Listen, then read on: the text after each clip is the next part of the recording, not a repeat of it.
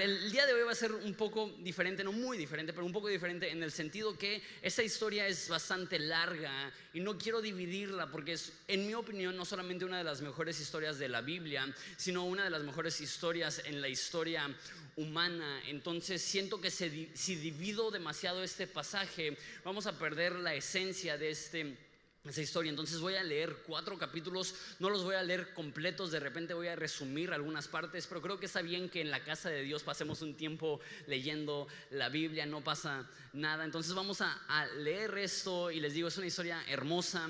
Yo no soy llorón, o mínimo no creo que soy llorón, pero esta semana me ha hecho derramar unas cuantas lágrimas esta historia de lo bonito que está.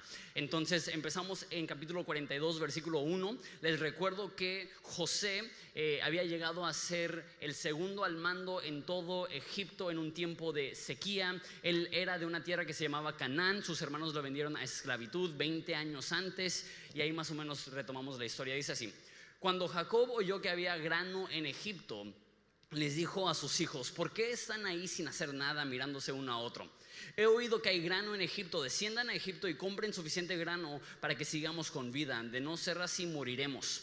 Entonces los 10 hermanos mayores de José descendieron a Egipto a comprar grano, pero Jacob no dejó que el hermano menor de José, Benjamín, fuera con ellos por temor a que sufrieran algún daño. Entonces José tiene 10 medios hermanos, pero únicamente un hermano de la misma mamá, y ese es Benjamín. Entonces al morir José, que era el favorito, Benjamín se convierte en el favorito, y Jacob ya perdió a José y tiene miedo de volver a perder ahora a su otro hijo con la mujer que él ama. No leímos esta historia, pero su mamá murió cuando le dio a luz a él, entonces eso le da aún un mayor cuidado por su hijo Benjamín. Entonces dice, él no puede ir.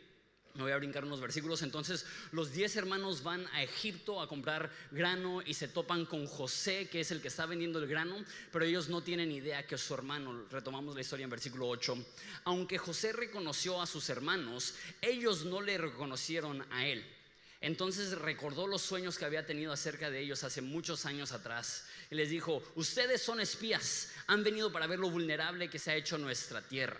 Entonces llegan sus hermanos y no les da el trato más cariñoso, los culpa de ser espías e insiste hasta que en versículo 19 llega a una resolución. Si de verdad son hombres honrados, escojan a uno de sus hermanos para que se quede en la cárcel, y los demás podrán regresar a casa con el grano para sus familias que mueren de hambre. Pero deben traerme a su hermano menor. Eso demostrará que dicen la verdad y no morirán. Ellos estuvieron de acuerdo. Entonces José quiere que le traigan a su hermano para conocerle, pero no quiere decir él que él es su hermano. Entonces les dice: son espías, y la única forma que yo sabré que no son espías es si me traen de regreso a mi hermano Benjamín. Versículo 21. Hablando entre ellos dijeron: es obvio que estamos pagando por lo que le hicimos hace tiempo a José. Vimos su angustia cuando rogaba por su vida, pero no quisimos escucharlo. Por eso ahora tenemos este problema. ¿No les dije que no pecaran contra el muchacho?, preguntó Rubén, el típico hermano que dice: te lo dije, ¿no? Pero ustedes no me hicieron caso, y ahora tenemos que responder por su sangre.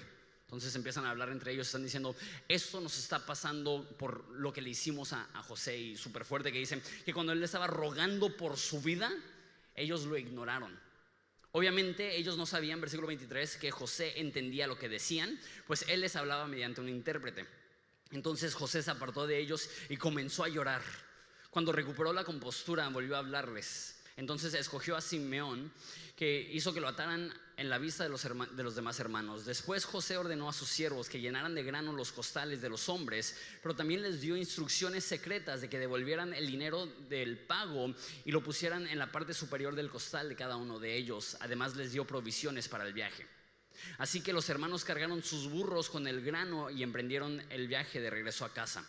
Cuando se detuvieron para pasar la noche, uno de ellos abrió su costal a fin de sacar grano para su burro y encontró su dinero en la abertura del costal. Miren, exclamó a sus hermanos, me devolvieron el dinero, aquí está en mi costal. Entonces se les desplomó el corazón y temblando se decían unos a otros: ¿qué nos ha hecho Dios? Tienen miedo que ahora no solamente van a ser vistos como espías, sino que ahora van a ser vistos como ladrones. Cuando los hermanos llegaron a donde estaba su padre Jacob, en la tierra de Canaán, le contaron todo lo que les había sucedido. El hombre que gobierna la nación nos habló con mucha dureza, le dijeron. Nos acusó de ser espías en la tierra y nosotros les dijimos: somos hombres honrados, no espías. Somos 2 hermanos, hijos de un mismo padre. Uno de nuestros hermanos ya no está con nosotros y el menor está en casa con nuestro padre en la tierra de Canaán. Entonces ahí ya todos encuentran su dinero en los costales y todos se desesperan, porque no solamente es una persona que tiene el dinero, sino que todos tienen el dinero y temen por su vida. Y Jacob dice en versículo 36, Jacob exclamó: ustedes me están robando a mis hijos. José ya no está, Simeón tampoco, y ahora quieren llevarse a Benjamín. Todo está en mi contra. Entonces Rubén dijo a su padre: puedes matar a mis 2 hijos si no te traigo de regreso a Benjamín. Yo me hago responsable de él y prometo traerlo a casa. Entonces Rubén dice: ¿sabes qué? Te prometo por la vida de mis hijos que voy a proteger a Benjamín. Pero Jacob le respondió: mi hijo no irá con ustedes. Su hermano José está muerto y ahora él es todo lo que me queda. Si algo le ocurriera en el camino con ustedes, ustedes mandarían a la tumba a este hombre entristecido y canoso.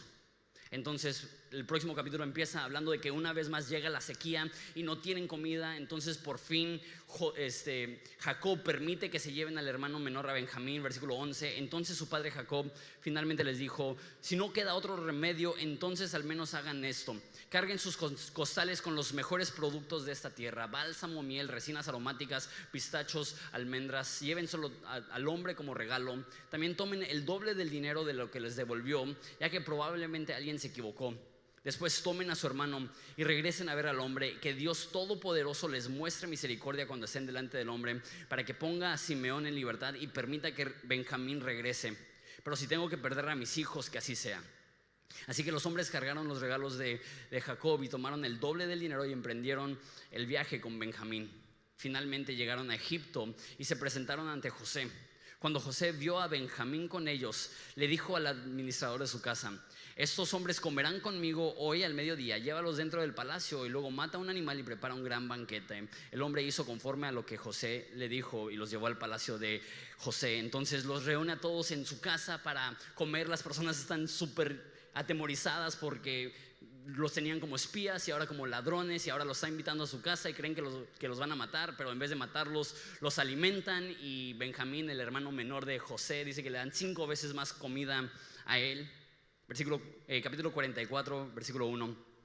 Cuando los hermanos estuvieron listos para marcharse, José dio las siguientes instrucciones al administrador del palacio: llena sus costales con todo el grano que puedan llevar y pon el dinero en cada uno nuevamente en su costal. Luego pon mi copa personal de plata en la apertura del costal del menor de los hermanos, junto con el dinero de su grano. Y el administrador hizo tal como José le indicó. Entonces la copa de plata no solamente era una copa en general, sino que los faraones o los reyes tenían su copa especial. Eso era casi hasta como místico o importante. Entonces él va a inculpar a sus hermanos de robarse su copa. Entonces ellos se van y mandan la guardia del palacio a detenerlos. Y llegan a un acuerdo: ok, si ustedes robaron la copa, eso es lo que va a pasar. Si usted encuentra, eso es lo que dicen los hermanos, la copa en poder de uno de nosotros, que muera el hombre que lo tenga, y el resto de nosotros, mi señor, seremos sus esclavos. Eso es justo, respondió el hombre, el jefe de la guardia. Pero solo el hombre que haya robado la copa será mi esclavo, los demás quedarán libres. Ellos bajaron rápidamente sus costales de los lomos de sus burros y los abrieron. El administrador del palacio revisó los costales de cada uno de los hermanos, desde el hermano mayor hasta el menor, y encontró la copa en el costal de Benjamín, el hermano menor. Al ver esto, los hermanos se rasgaron la ropa en señal de desesperación. Luego volvieron a cargar sus burros y regresaron a la ciudad. José todavía estaba en el palacio cuando Judá y sus hermanos llegaron. Entonces se postraron en el suelo delante de él. ¿Qué me han hecho?, reclamó José. ¿No saben que un hombre como yo puedo predecir el futuro? Oh, mi señor, contestó Judá, ¿qué podemos responderle? ¿Cómo podemos explicar esto? ¿Cómo podemos probar nuestra inocencia? Dios nos está castigando por nuestros pecados. Mi señor, todos hemos regresado para ser sus esclavos, todos nosotros, no solo nuestro hermano que tenía la copa en su costal. Lo que está diciendo aquí Judá es preferible que nos quedemos todos aquí, así podemos proteger a Benjamín, no podemos dejarlo solo. Y dijo: no, José, más bien, no, dijo José, yo jamás haría algo así. Solo el hombre que robó la copa será mi esclavo, los demás pueden volver en paz a su casa. Entonces Judá dio un paso adelante y dijo: por favor, mi señor, permita que su siervo le hable tan solo unas palabras. Le ruego que no se enoje conmigo a pesar de ser un ser tan poderoso como el faraón mismo. Entonces Judá le empieza a explicar la situación de su padre, que es un hombre mayor, que es un hombre que ama a Benjamín por sobre todas las cosas, que literal mataría a su padre si no regresa a Benjamín. Versículo 30. Y ahora, mi señor, no puedo regresar a la casa de mi padre sin el muchacho. La vida de nuestro padre está ligado a la vida del muchacho. Si nuestro padre ve que el muchacho no está con nosotros, morirá. Nosotros, sus siervos, ciertamente seremos responsables de haber enviado a la tumba a este hombre entristecido y canoso. Mi señor, yo le garanticé a mi padre que me haría cargo del muchacho. Le dije, si no lo llevaba de regreso, yo cargaría con la culpa para siempre. Por favor, mi señor, permita que yo me quede aquí como esclavo en lugar del muchacho y deje que el muchacho regrese con sus hermanos. Pues ¿cómo podré regresar a ver a mi padre si el muchacho no está conmigo? No podría soportar ver la angustia que le provocaría a mi padre. José ya no pudo contenerse. Había mucha gente en la sala y les dijo a sus asistentes: salgan todos de aquí. Así que estuvo a solas con sus hermanos en el momento de decirles quién era. Entonces perdió el control y se echó a llorar, llorando con tanta fuerza que los egipcios podían oírlo. Y la noticia pronto llegó hasta el palacio del faraón. Soy José, le dijo a sus hermanos. ¿Vive todavía mi padre? Pero sus hermanos se quedaron mudos, estaban atónitos al darse cuenta que tenían a José frente a ellos. Por favor, acérquense, les dijo. Entonces se acercaron y él volvió a decirles: soy José, su hermano, a quien ustedes vendieron como esclavo en Egipto. Pero no se inquieten ni se enojen con ustedes mismos por haberme vendido. Fue Dios que me envió a este lugar antes que ustedes, a fin de preservarles la vida. El hambre que ha azotado la tierra estos últimos 2 años durará otros 5 años más y no habrá siega ni cosecha. Dios me hizo llegar antes que ustedes para salvarles la vida a ustedes y a sus familias, preservar la vida de muchos más. Por lo tanto, fue Dios quien me envió a este lugar y no ustedes. Fue Él que me hizo consejero de Faraón y administrador de todo su palacio y el gobernador de todo Egipto. Entonces Faraón se entera que está ahí la familia de José y les invita a que vayan a vivir a Egipto. Versículo 25. Y ellos salieron de Egipto y regresaron donde vivía su padre Jacob, en la tierra de Canaán. José todavía vive, le dijeron a su padre, y es el gobernador de toda la tierra de Egipto. Jacob se quedó atónito al oír la noticia y no podía creerlo. Sin embargo, cuando le repitieron todo lo que José les había dicho, cuando los vio y vio los carros que había enviado para llevarlos, su alma se reanimó. Entonces Jacob exclamó: debe ser verdad, mi hijo José está vivo, tengo que ir y verlo antes de morir. Qué increíble historia, ¿no? Celebremos un segundo. Padre, te damos gracias por incluir en tu palabra historias tan conmovedoras como estas. Y historias que llegan hasta el alma, pero no solamente son historias conmovedoras, sino que son historias con un propósito y con un principio. Entonces, Padre, te pido que nos los muestres. En nombre de Jesús, amén. Como dije, esta, en mi opinión, es una de las historias más hermosas de toda la historia. Veo 3 cosas aquí. Veo, uno, la historia de arrepentimiento. Hablando de los hermanos que se arrepienten de lo malo que hicieron con su hermano, que en toda la historia se ven esos indicios que es que porque maltratamos a nuestro hermano, por eso nos están viniendo estas cosas. Que 20 años después de haber vendido a su hermano en esclavitud, seguían con el remordimiento y la culpa, y cómo eso los llevó a ser personas diferentes. Vemos la historia de arrepentimiento, vemos la historia de perdón. Quizá eso es de lo más bonito, que José, que pudo haber matado a sus hermanos por el trato que había recibido, les perdonó y les salvó la vida. Es la historia de arrepentimiento, es la historia de perdón y es la historia de redención. Y la historia de redención es la historia de Dios, como Dios en todo este dolor y toda esta dificultad seguía presente y seguía orquestando todo para que pudiera ser para el bien de José y para el bien de sus hermanos. Entonces quiero considerar esas 3 cosas con nosotros en esta tarde. Uno, el arrepentimiento. Esa es la historia de los hermanos. La palabra arrepentimiento no se usa tal cual, pero lo veo tan claramente.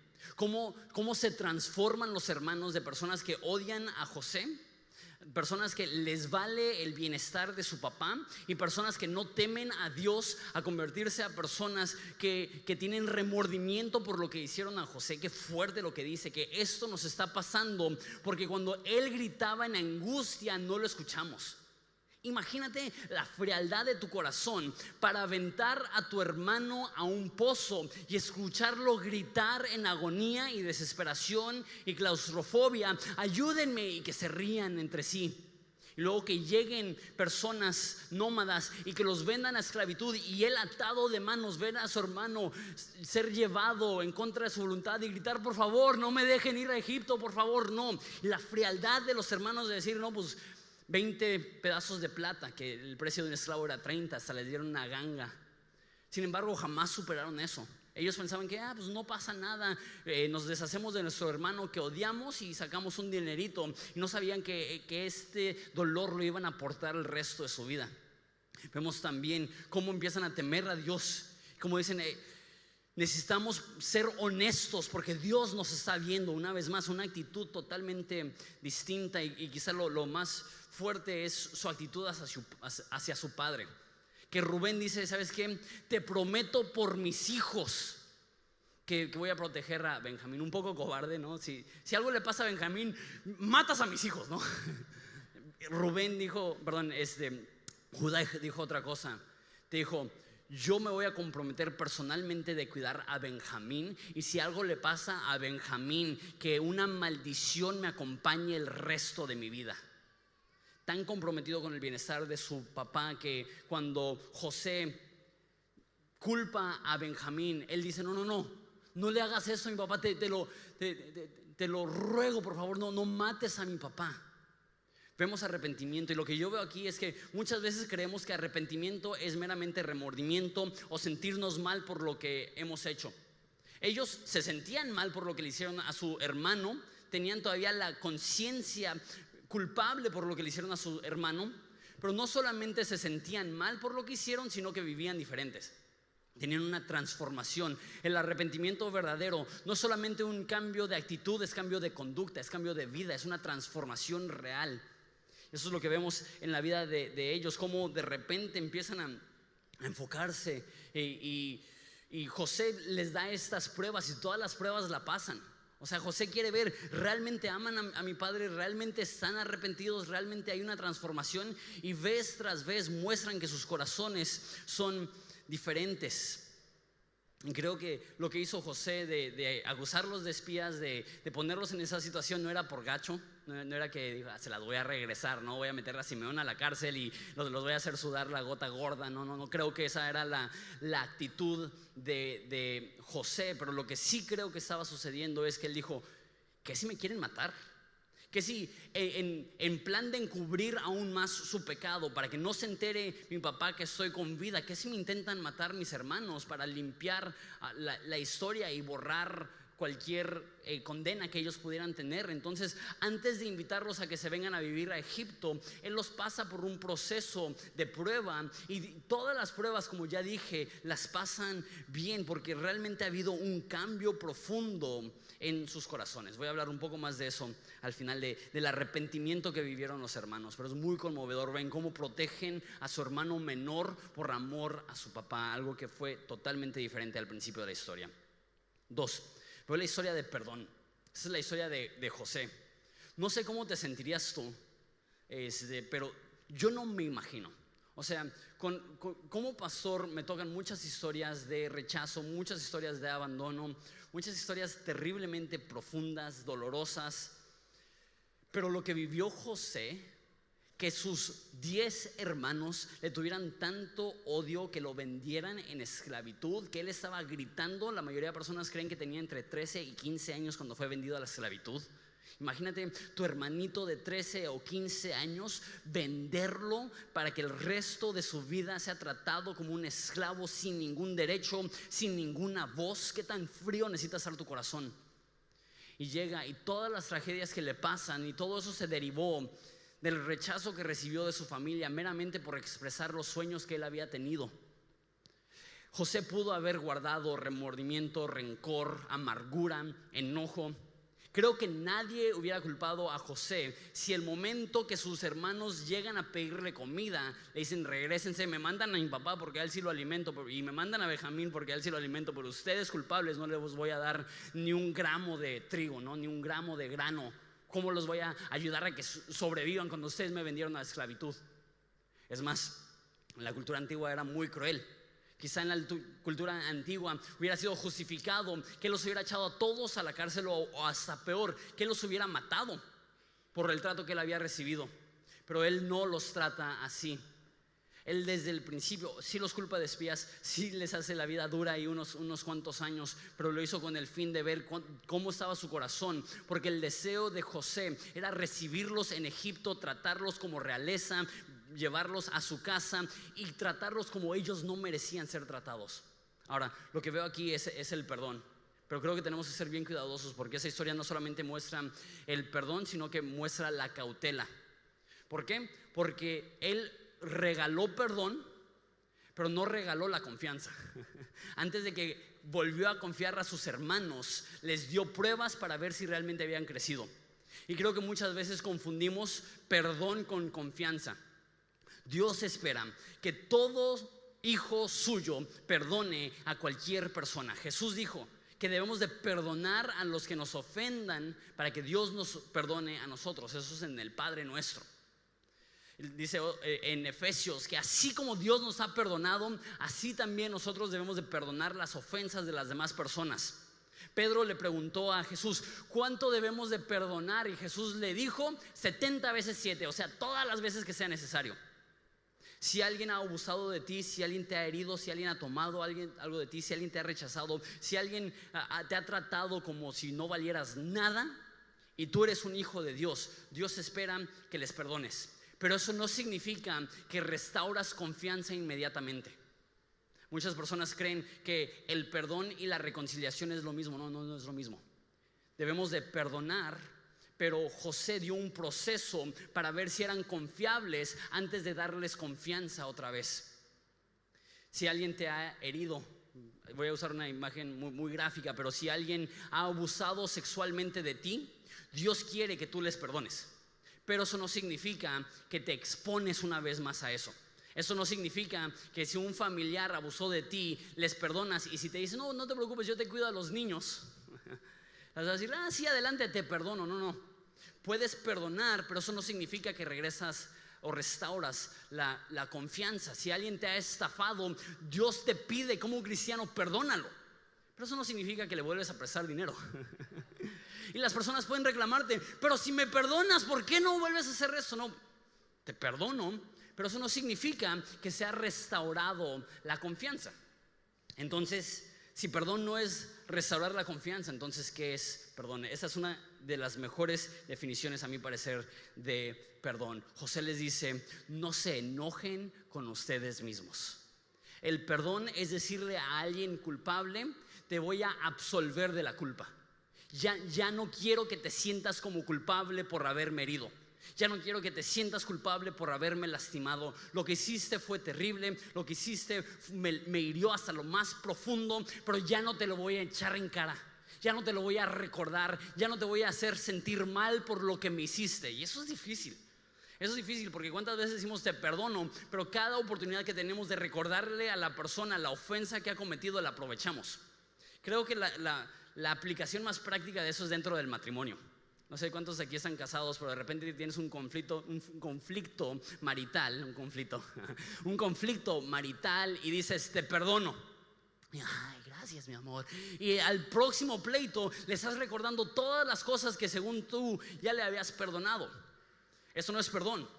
Perdón es: me heriste, y no estoy diciendo que no hay ningún problema, y no estoy diciendo que no me duele, y no estoy diciendo que voy a restaurar la confianza inmediatamente. Lo que sí estoy diciendo es que no voy a usar esto como una herramienta para atacarte, para lastimarte, para echártela en cara, para hacerte sentir culpable. Y eso no es fácil, porque muchas personas dicen que el perdonar es borrón y cuenta nueva, o en inglés forgive and forget, que es perdonar y olvidarte, pero eso no es muy posible. O sea, ¿cómo no podemos olvidar las cosas que se nos han hecho?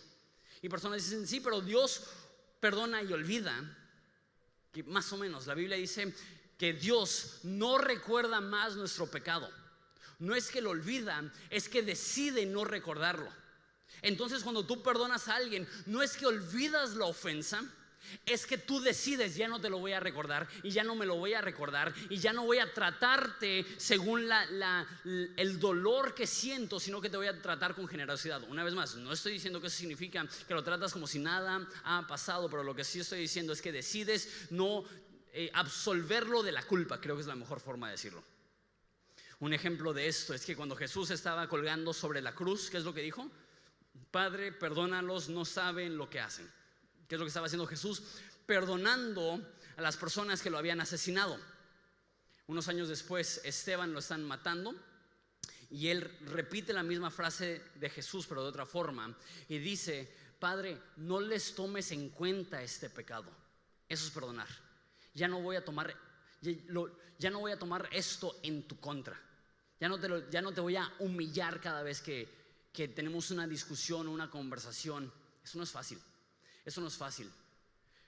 Pero imagínate cómo hubiera sido la vida de José si él se hubiera aferrado al rencor, si él hubiera estado indispuesto a perdonar.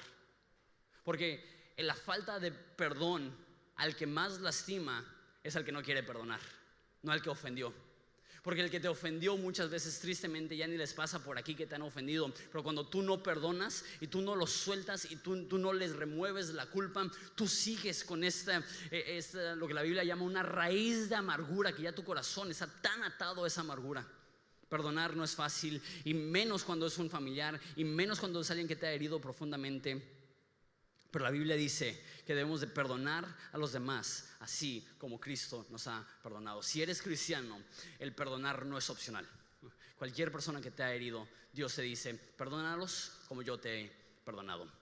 3. La historia de redención. Esta es la historia del punto de vista de Dios. La declaración de José es tan fuerte. Dice: no se enojen con ustedes mismos. Dios es el que me trajo a Egipto. Y yo leo eso y digo: ¿Dios lo mandó a Egipto? ¿Dios lo vendió en esclavitud? No, fueron los hermanos. Pero ¿por qué José le dice a sus hermanos: Dios fue quien me trajo? Porque él entiende este principio, que cualquier situación, por más adversa, por más difícil, por más dolorosa, por más injusta que sea, Dios es lo suficientemente grande para entrar y redimir esa situación. Lo que quiero decir con eso, redimir, es cuando tomas algo malo y lo tornas bueno. No sé si alguna vez has visto algún partido y un delantero está jugando de la patada, cada 5 minutos está fuera del lugar y simplemente está jugando súper mal, y en el último minuto mete el gol de la victoria. Podríamos decir que se redimió, porque la situación había estado mala, pero lo que sucedió al final redimió ese partido. Pues no es que Dios tenga malos partidos, sino que la vida nos trata mal y de repente la situación está bien difícil, pero de repente Dios redime esa situación y torna algo que era difícil y doloroso e injusto y oscuro, y de alguna forma inexplicable lo torna para bien. Hay una historia china que habla de un campesino que tenía un caballo, y un día se le escapó su caballo. Entonces vino su vecino y le dijo: ay, vecino, qué lástima, qué malas noticias lo de tu caballo. Y el campesino dijo: ¿malas noticias? ¿Cómo sabes que son malas noticias? Y dijo el vecino: no, pues se te escapó el caballo, ¿no? Eso, pues, a mi parecer parecen malas noticias. Y a las cuantas semanas regresa el caballo con otro caballo. Y llega el vecino y dice: ¡wow! ¡Felicidades! ¡Qué buenas noticias! El campesino dice: ¿cómo sabes que son buenas noticias? Dice: pues tenías un caballo, después 0 caballos, después 2 caballos. Eso parece buenas noticias. Y a la semana el hijo del campesino lo saca volando el caballo nuevo y se rompe la pierna. Y llega el vecino y le dice: ay, vecino, qué lástima lo de tu hijo, qué malas noticias. Dice: ¿cómo sabes que son malas noticias? Pues tu caballo nuevo le acaba de romper la pierna a tu hijo. Y al poco tiempo llegó el ejército para llevarse a todos los jóvenes a la guerra. Pero él, porque tenía la pierna rota, no tuvo que ir a la guerra. Entonces llegan los vecinos y dicen: felicidades, qué buenas noticias lo de tu hijo. El campesino: ¿cómo sabes que son buenas noticias? Y en la primera batalla que van, ganan sin ninguna pérdida humana y ganan un botín increíble. Y llegan las personas con el campesino y le dicen: sentimos mucho esas malas noticias. Y dice: ¿cómo sabes que son malas noticias? De repente están saliendo de ese pueblo, hay una emboscada y matan a todos los jóvenes. Y llega el vecino y dice: qué buenas noticias. ¿Y si ven lo que estoy diciendo? Lo que sucede es que nosotros vemos un capítulo, no la historia completa, y de repente parece que algo es para nuestra destrucción, pero no entendemos que Dios puede utilizar eso para nuestra salvación. Y es lo que él dice: ustedes me vendieron en lo más profundo de la oscuridad que puede tener un ser humano, que a su misma sangre la rechaza. Este momento de mayor dolor resultó ser para tu salvación y mi salvación, y la salvación de todo Canaán, y la salvación de todo Egipto. ¿Por qué? Porque tú pensabas que me estabas mandando, pero realmente era Dios quien me llevó en su mano, aún en el dolor, aún en la dificultad, aún en la tragedia. Y créeme, cuando tú sufres, es tan fácil enfocarte en el capítulo, pero nada más una partecita, es decir: ay, qué malas noticias. ¿Cómo sabes que son malas noticias? ¿Cómo sabes que Dios no tomará eso y hará algo glorioso? Y no quiero minimizar tu dolor. Entiendo que quizás si pierdes a un ser querido, tú dices: ¿cómo va a tornar eso para bien? No lo entiendo. Pero lo que entiendo es que Dios no causa la injusticia, pero Él es lo suficientemente grande para tomar cualquier situación que era para nuestro mal y tornarla y hacerla para nuestro bien. Por eso Pablo puede decir con tanta confianza que todas las cosas ayudan a bien a aquellos que aman a Dios, porque Dios es experto en redimir aún las situaciones más devastadoras, aún la situación más oscura en la que te puedas enfrentar. Aun cuando no entiendes y dices: ¿por qué has permitido que me pase esto? Imagínate a José: ¿por qué permitiste que me vendieran? ¿Por qué permitiste que me metieran a la cárcel? ¿Por qué permitiste que me abandonaran en ese lugar? De repente ve su vida y dice: fue la fidelidad de Dios. Porque resulta que si no me hubieran vendido a la esclavitud, no hubiera aprendido las costumbres egipcias en la casa de Potifar.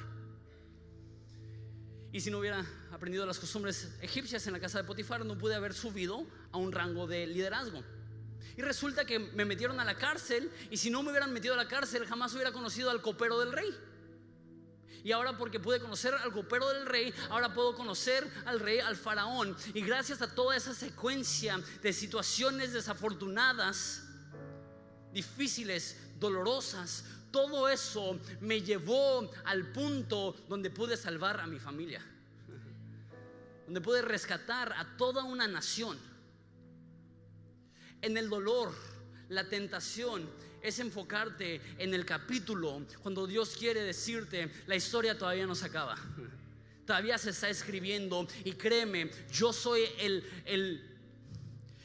mejor en rescatar historias. Yo me dedico a redimir aún las situaciones más dolorosas. No sé qué estás viviendo, pero te quiero recordar: la historia no ha terminado. Dios sigue escribiendo, Dios sigue teniendo el control. Y si eres cristiano, la Biblia dice que Dios es fiel para tornar cualquier cosa que parece estar en tu contra, hacer algo que sea para tu bendición. Que como José, después de atravesar la dificultad, dirás: eso fue horrible, pero valió la pena, porque Dios usó ese dolor para forjar esa bendición. Dios usó ese problema para forjar esa salvación. Me encanta la historia de José. Pero sabes, hay otra historia de redención aquí, no solamente la de José, pero me llama mucho la atención Judá. Que Judá es una mala persona. Judá fue cómplice en vender a su hermano en esclavitud. Judá fue parte de un genocidio que mataron a toda una nación, a toda una ciudad. Y Judá se metió con una prostituta que resultó ser su nuera. Muy problemático don Judá, ¿no?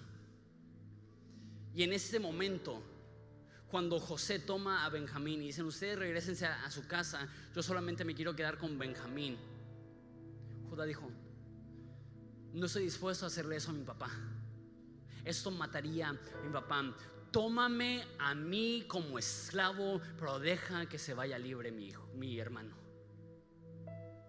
Y sabes, Judá tuvo una trayectoria de muchos fracasos, una persona terrible en muchos sentidos, pero creo que esa es la razón que Jesús vino a través del linaje de Judá, y por los siglos de los siglos, por milenios, se conocerá como el león de la tribu de Judá. ¿Por qué? Porque él vio la historia de Judá y vio cómo él estuvo dispuesto a sacrificar su vida con tal de rescatar a aquella persona que su papá ama. Esa es la historia de Jesús, que porque el Padre nos ha amado tanto, que Jesús estuvo dispuesto a venir a morir en nuestro lugar, a dar su vida por nuestra vida como sustituto. Judá tuvo una larga trayectoria de fracasos, pero en ese momento se redimió. En ese momento la historia cambió. Y dos cosas aquí: me encanta que Jesús tomó una persona que su historial era tan problemático, pero decide decir: yo seré su tatara nieto, para que la gente pueda ver que cuando haya un arrepentimiento real, yo puedo transformar a quien sea. Y otra cosa que me fascina es Judá, con todos sus rollos, resultó ser una imagen de cómo Jesús es. ¿Sabes? Eso es lo que Dios espera de cada uno de nosotros, que nosotros seamos un puente, que nosotros seamos representantes, embajadores de Jesús en ese mundo. Y que así como Judá dijo: estoy dispuesto a hacer lo que sea con tal de conservar la vida de aquella persona que mi papá ama. Dios ama a México, Dios ama a tus vecinos, Dios ama a tus familiares, y nosotros debemos estar dispuestos a decir: yo hago lo que sea con tal de que más personas conozcan el amor de Jesús. Yo hago el sacrificio que sea con tal de que más personas puedan ser rescatadas a través de Jesús. Y Dios puede tomarte a ti. Y espero que no seas un asesino. Y espero que no te hayas metido con una prostituta que resultó ser tu nuera. Y espero que no hayas vendido a un hermano en esclavitud. Pero aún si eres un asesino, depravado sexual y gacho con tu hermano, no sé cómo decirlo, eso no te descalifica de ser usado por Dios. Porque el arrepentimiento que Dios nos regala es algo tan profundo que puede ablandar aún el corazón más duro, que puede cambiar aún la vida más perdida. Y si tú estás aquí en esa tarde, es porque Dios te ha traído para recordarte que no importa lo que hiciste ayer o lo que hiciste este año, lo que hiciste el año pasado, lo que hiciste hace 20 años, que es un peso de culpa que llevas. Dios dice: yo te quiero perdonar, yo te quiero absolver de esa culpa, y ahora yo te quiero transformar para que en el momento de crisis tú puedas ser esperanza para tantas personas que necesitan un encuentro con Jesús mismo. No importa tu pasado, Dios te puede perdonar. No importa tus problemas, Dios te puede colmar de propósito. ¿Sabes? Esa es la historia de redención, que Dios toma a los que jamás se imaginarían y los usa. Que Dios toma las situaciones que todos pensaríamos: ¿cómo puede salir algo bueno de esto? Pero Dios es experto de tomar situaciones terribles y brillar su luz de esperanza aún en medio del dolor. ¿Les parece si nos ponemos de pie y oramos?